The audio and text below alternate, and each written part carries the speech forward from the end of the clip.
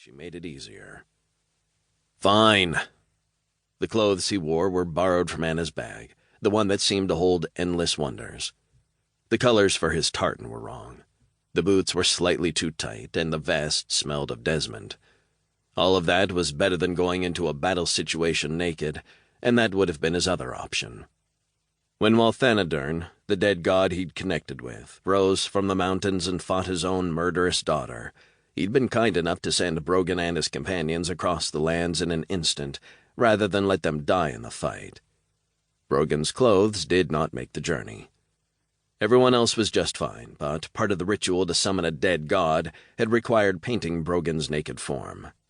Jada, a very tall man he'd never met before, faceless, a very large creature of unknown origin, and Roskel Tern, a substantially smaller Galayan sorcerer, had all made the trip.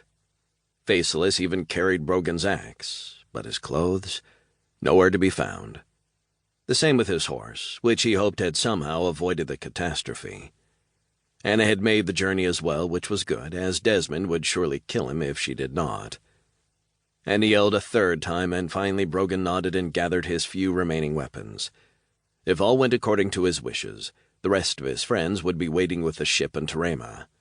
If not, they'd have to improvise, because reaching the gods in order to kill them would require some travel time. Brogan headed for the small boat and the group that was already climbing aboard. There was a lot of fighting to be done. There was a lot of killing to accomplish. The gods had to pay for all they'd done, and Brogan had to be the one to make them do so. He climbed into the sturdy boat and settled himself, staring at the overcrowded bay of Torema as they started toward the ship waiting for them. Soon enough, the gods would be held accountable for their actions. That was enough to know for the moment, but oh, he longed to feel them dying at his hands. The ocean's breeze was cleansing and cold against Brogan McTyre's skin, and the sun was very nearly blinding. After his time entombed in a mountain, he welcomed the sensations. The waters were rougher than he'd expected, and colder too. This far south, the ocean was often warm to the touch, but now the waves felt rimed with frost. Across the waters, he could see Torema coming closer. The city had been called many things over the years, complimentary and condemning alike, but he had always found it mildly repulsive.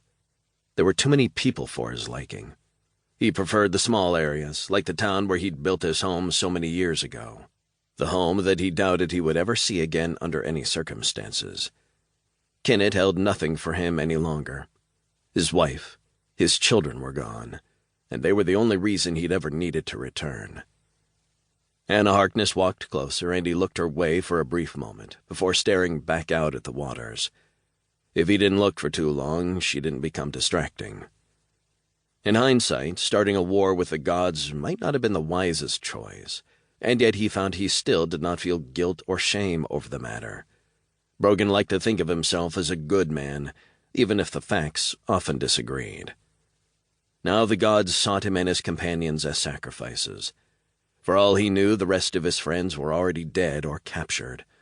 All he truly knew was that the world was suffering the price of his deeds, and then he needed to make it right before the world ended.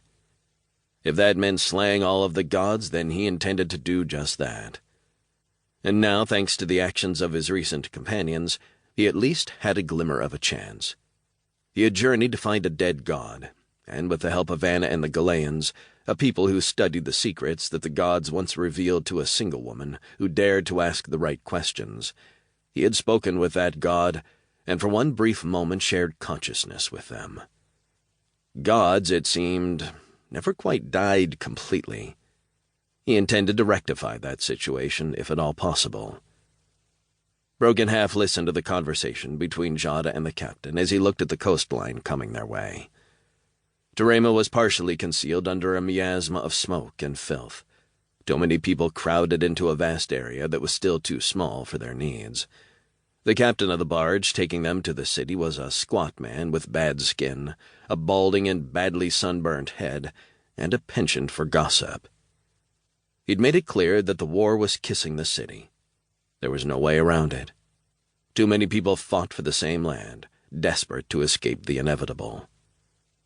There was nowhere left to go. All any of them had to do was look at the land to the north of the city,